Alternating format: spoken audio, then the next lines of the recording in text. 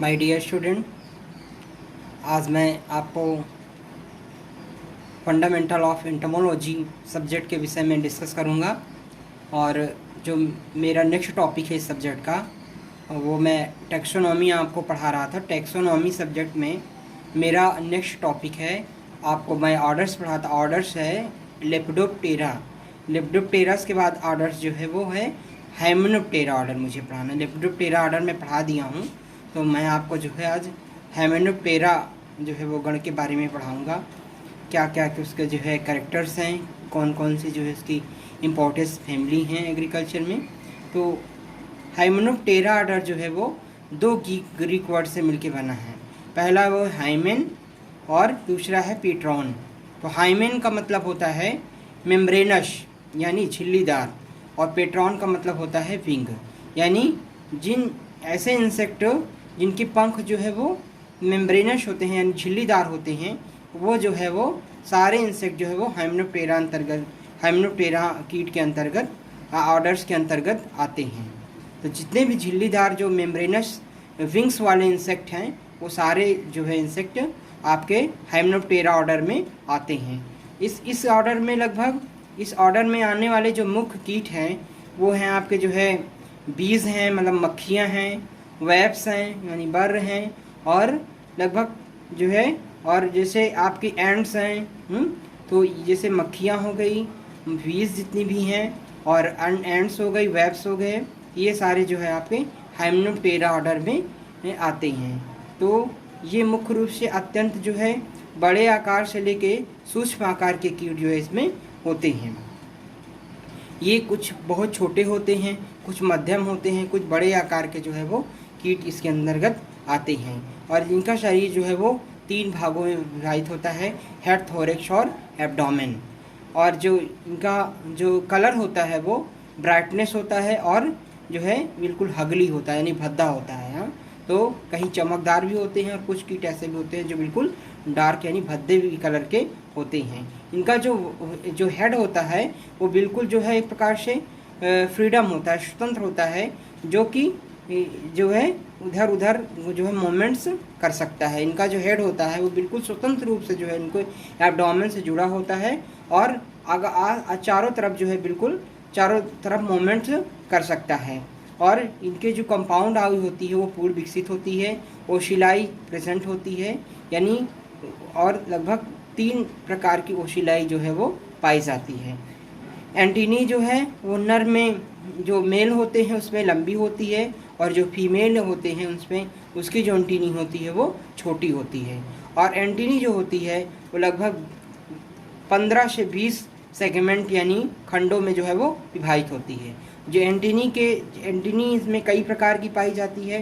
कुछ उदाहरण के लिए हैं जैसे फिलीफॉर्म यानी धागाकार, पेक्टिनेट यानी कंघाकार, और जैसे जेनिकुलेट यानी धनुषाकार एंटीनी पाई जाती है। तो एंटीनी किस प्रकार की होती है? लगभग जैसे फिलीफॉर्म और पेक्टिनेट और जेनिकुलेट टाइप की एंटीनी जो है वो पाई जाती है। और इसमें जो हाइपोगैनेथस होता है, इनका जो हेड होता है वो हाइपोगैनेथस टाइप का होता है, यानी और शेविंग एंड लैपिंग टाइप होते हैं इनके मुखांग, यानी जो है चबाने एवं चाटने वाले मुखांग जो है वो पाए जाते हैं। हाइपोगैनेथस टाइप हेड होता है, और चेविंग एंड लैपिंग टाइप जो है इनका वो मुखांग यानी माउथ पार्ट्स पाए जाते हैं। और वक्ष जो होता है वो थोरैक्स जो है बिल्कुल कोई किसी का गोलाकार, किसी का बेलनाकार, तथा उधर से बिल्कुल जो है वो एक पेडिसिल टाइप संरचना से वो जुड़ा होता है। तो हेड जो होता है, मैं तो हाइपोगैनेथस आपको बता दिया हूँ। तो जो इसमें जो थोरैक्स होता है वो एब्डोमेन से जुड़ा होता है। जो थोरैक्स का होता वो गोलाकार, बेलनाकार, और कहीं कहीं पर जो है वो बिल्कुल उधर से एक पेडिसिल की तरह से संरचना से यानी संरचना वृत्त से जो है वो जुड़ा होता है।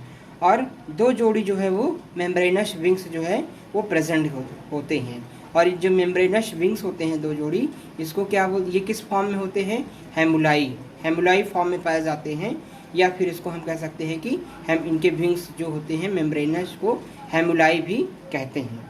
और इसमें जो है वक्ष पर 3 जोड़ी टांगे होती हैं। अब जो है जो थोरेक्स होते हैं उसी से जो है वो लेग्स यानी उनकी टांगें जुड़ी होती हैं, और कई अलग अलग फॉर्म में जो है इनकी जो है लेग्स पाए जाते हैं। कितने प्रकार, जैसे जैसे रनिंग टाइप लेग यानी दौड़ने वाले, jumping type leg, jumping type यानी कूदने वाले पैर, और कुछ इनके जो लेग जो इनकी टरसाई होती है जो वो जो है कई प्रकार से अलग अलग उसका मॉडिफिकेशन होता है, पॉलन कलेक्टिंग टाइप लाइक, यानी पराग एकत्रित करने वाली जो है वो एक प्रकार से इनकी टांगे भी पाई जाती हैं। जैसे उदाहरण ले लीजिए हनी बी भी, तो इसका ऐसा मॉडिफिकेशन होता है इनके लेग्स का कि उसमें जो है पॉलन ब्रश होते हैं, जिससे जैसे ही पौधों में ये जो है पराग चूसने के लिए जाते हैं, उसी तरह जो है जो उनकी ब्रश होते हैं, पॉलन ब्रश जिसको बोलते हैं,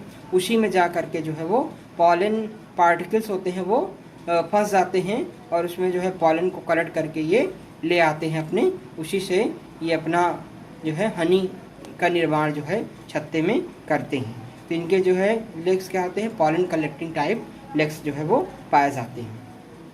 इनके जो थोरेक्स होते हैं उसमें मतलब वो तो मैं बता दिया आपको। उसके बाद है कि इनकी टरसाई जो होती है वो 4 सेगमेंटेड होती है। टरसाई आर 4 सेगमेंटेड, और टरसाई से जो है वो 2 जोड़ी क्लास जुड़े होते हैं, और उसमें इम्पोडियम उपस्थित होता है। देयर आर कंप्लीट मेटामॉर्फोसिस, इसमें जो है कंप्लीट पूर्ण रूपांतरण जो है वो पाया जाता है। इनका लाइफ साइकिल जो होता है वो कंप्लीट मेटामॉर्फोसिस होता है। लाइफ साइकिल जो है वो 4 भागों में विभाजित होता है, एग, लार्वा, प्यूपा और एडल्ट। एग, लार्वा, प्यूपा और एडल्ट। जो इनके लार्वी होते हैं उसको जो है ग्रब्स कहते हैं, यानी हाइमेनोप्टेरा ऑर्डर्स की जो लार्वी होती हैं उसको ग्रब्स बोला जाता है। और जो ग्रब्स होती हैं वो बिल्कुल जो है वो लेगलेस होती हैं, यानी वो टांग रहित पाई जाती हैं और रोम युक्त होती हैं। और देयर मादा के उदाहरण को, और इसके जो है जो फीमेल होती हैं, फीमेल के एब्डोमेन्स पे एक पिछले भाग पे एक नोक आकार की जो है संरचना होती है, जिसको ओविपोजिटर कहते हैं। बाकी इंसेक्ट में ओविपोजिटर होती है, और कुछ इंसेक्ट में जो है उसको ये जो है ओविपोजिटर को ही वो एक प्रकार से डंक का काम भी करती हैं। तो जो उभरा हुआ भाग जिसको हम पेडिसल कहते हैं, जो एब्डोमेन में पाया जाता है, तो उसी के साइड में जो है ओविपोजिटर होता है, यानी अंडरोपक जो है वो मॉडिफाइड होता है आपके जो है वो डंक में मॉडिफाई होता है, उससे डंक मारने का भी ये कुछ कीट जो है वो कार्य करते हैं। और मादा जो होती हैं, और कुछ इसकी इम्पोर्टेंस फैमिलीज़ हैं, कुछ फैमिली इसकी कृषि में महत्व रखने वाली इससे कुछ कुल हैं। जैसे पहला कुल है एपिडी में इस कुल के अंतर्गत लगभग मधुमक्खियाँ आती हैं। जितने भी जो हनी बीज हैं वो एपिडी फैमिली के अंतर्गत आती हैं। इनका जो है वो इसकी विशेषताएं क्या है, इनका भाग जो है शरीर 3 भागों में विभाजित होता है, हेड, थोरेक्स और एब्डोमेन। इनके जो हेड्स होते हैं वो पूर्ण रूप से एब्डोमेन से स्वतंत्र रूप में जो है वो जुड़े होते हैं, यानी वो मोबाइल होते हैं, वो किसी भी तरफ जो है वो मूवमेंट कर सकती हैं। और जो थोरेक्स होता है वो कई प्रकार से होता है, जैसे इनका जो गोल आकार का थोरेक्स जो है वो जो है पाया जाता है। और ये एक प्रकार से कह सकते हैं इनका जो जीवन चक्र होता है सामाजिक जो है इनका जीवन होता है। इनका जो लाइफ साइकिल होता है, जो इनका समूह होता है वो एक कई प्रकार के वर्गों में विभाजित होता है। जैसे एक प्रकार सोशल इंसेक्ट के इनको कह सकते हैं। इनका जो जैसे ड्रोन यानी नर, क्वीन यानी रानी, और वर्कर्स यानी कमेरी मधुमक्खियाँ, ये 3 रूप से इनका सामाजिक जीवन मुख्य रूप से 3 रूप से विभाजित होता है, नर और रानी और कमेरी मधुमक्खी, यानी ड्रोन और क्वीन और वर्कर्स। इस प्रकार से इनका जो है वो सोशल लाइफ जो है वो विभाजित होता है, ये भी इनकी एक विशेषता है। और इनके जो लेग होते हैं वो मॉडिफाइड होते हैं आपके पॉलन बास्केट का उसमें निर्माण होता है। इनके पॉलन बास्केट टाइप का इनका लेग्स होता है, जिसको हम पॉलन कलेक्टिंग टाइप लेग्स भी बोलते हैं। इससे ये जो है पराग को एकत्रित करते हैं और उससे जो है मधु का निर्माण छत्ते में करते हैं। कुछ इनके और इम्पोर्टेंस वो कुछ जो है इंसेक्ट हैं एग्जांपल्स के लिए, जैसे आपका एपिस इंडिका यानी भारतीय मौना, एपिस डोर्सेटा या एपिस फ्लोरिया, ये सब जो है इसके इस एपिडी फैमिली के अंतर्गत ये सारे इंसेक्ट जो है वो पाए जाते हैं। दूसरी जो इनकी इम्पोर्टेंस फैमिली है वो है टेंथ्रिनिडी, टेंथ्रिडिनाइडी। टेंथ्रिडिनाइडी में क्या होता है, जैसे ये इससे इंसेक्ट होते हैं, इनकी एक विशेषता ये भी है कि इनका जो लार्वी के बाद जो प्यूपा का निर्माण करते हैं, जो प्यूपा होता है वो रेशमी कोकून बनाता है, ये सबसे बड़ी विशेषता है। तो जो टेंथ्रिडिनाइडी फैमिली में इंसेक्ट आते हैं, उनकी एक विशेषता है कि वो इनके जो प्यूपा होते हैं वो लार्वी के बाद जो प्यूपा होते हैं वो प्यूपा अपना एक रेशमी कोकून का निर्माण जो है अपने शरीर के ऊपर कर लेते हैं। और इनके जो एग्जाम्पल्स हैं, पैथेलिया प्रॉक्सिमा यानी मस्टर्ड साफ्लाई, यानी आपके मस्टर्ड की आरा मक्खी, सरसों की आरा मक्खी जो है इसके अंतर्गत आती है। तीसरी फैमिली है ब्रैकोनिडी। ब्रैकोनिडी फैमिली में क्या आता है, जैसे ब्रैकॉन स्पीसीज इंसेक्ट हो गया, चेलोनस स्पीसीज को हो गया, एपेंटेलिश स्पीसीज को हो गया। तो कुछ इंसेक्ट इस फैमिली में ये विशेषता है कि ये कुछ बायोलॉजिकल रूप से, बायोलॉजिकल कंट्रोल की दृष्टि से जो है ये हमारे लिए बेनिफिशियल होते हैं, यानी ये एक प्रकार से पैरासाइट्स का काम भी करते हैं। तो अगली फैमिली है इनकी फॉर्मिसिडी। फॉर्मिसिडी में आपका जो है एक इसके ये कैरेक्टर्स है कि ये इनका जो फॉर्मिसिडी में आते हैं इंसेक्ट, वो एक प्रकार से सामाजिक कीट की श्रेणी में आते हैं।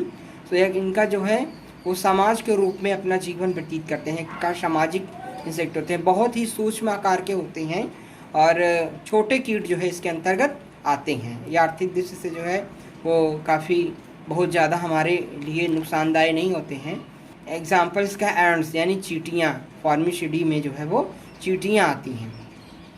उसके बाद अगली फैमिली है इनकी इक्यूमोनिडी। इक्यूमोनिडी में आते हैं, ये भी एक प्रकार से आर्थिक महत्व रखते हैं, आर्थिक दृष्टिकोण से महत्व रखने वाले कीट इसके अंतर्गत आते हैं, जो काफ़ी रूप से जो है वो बायोलॉजिकल कंट्रोल का जो है वो कार्य करते हैं। जैसे एग्जाम्पल है एमेसोफिया एसेप्टा, इसके अंतर्गत एक इंसेक्ट है, और दूसरा है इक्विनोजोफा ल्यूटिएटर। ये सब जो है आपके पैरासाइट इंसेक्ट है। राइस एलो बोरर यानी धान का जो पीत भेदक कीट होता है, स्टेम बोरर, उसके ऊपर जो है पैरासाइट्स का काम करते हैं।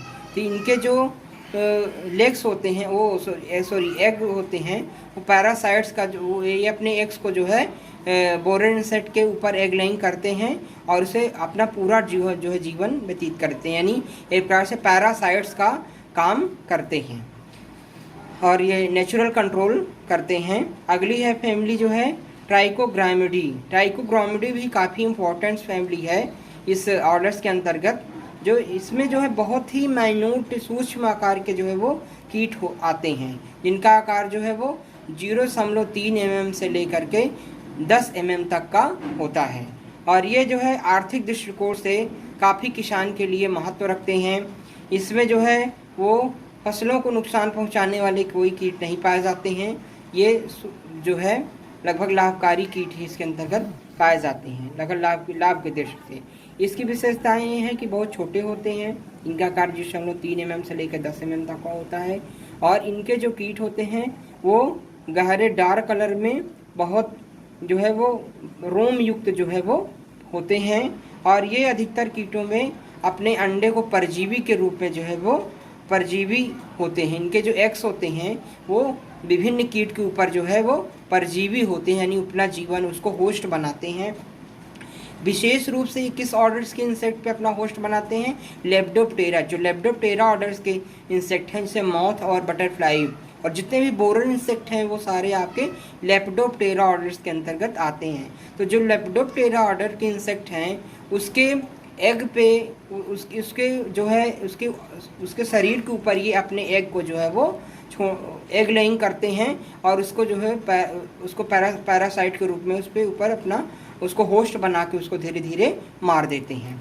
इस प्रकार से जो है वो काफ़ी जो है लाभदायक हैं और बायोलॉजिकल कंट्रोल की दृष्टि से भी काफ़ी इम्पोर्टेंस होते हैं। इसके एग्जाम्पल्स हैं ट्राइकोग्रामा माइनूटम और ट्राइकोग्रामा जैपोनिकम। तो ये दोनों एग्जाम्पल्स हैं, ट्राइकोग्रामा माइनूटम और दूसरा है ट्राइकोग्रामा जैपोनिकम। तो अगली फैमिली है इनकी चैल्सिडी। चैल्सिडी में क्या आते हैं, जैसे मायरियलिडी इंडाइस और ब्रांचमेरिया एग्रीटिफोर्नस और तीसरा है यूचैलिस मायरमिलियोनी। ये सारे जो है एक प्रकार से बायोलॉजिकल इंसेक्ट में एग पैरासाइट के रूप में प्रयोग किए जाते हैं कई अलग अलग ऑर्डर्स के अंतर्गत। ये काफ़ी आर्थिक दृष्टि से काफ़ी महत्व रखने वाली फैमिली है। तो ये जो है अगला ऑर्डर्स है डिप्टेरा, यानी डिप्टेरा जो है वो दो ग्रीक वर्ड से मिलके बना है। डी का मतलब है टू और पेट्रोन का मतलब होता है विंग्स, यानी जिनके दो पंख पाए जाते हो, यानी एक जोड़ी जिसमें पंख उपस्थित हो, वो सारे इंसेक्ट आपके डिप्टेरा ऑर्डर्स के अंतर्गत आते हैं।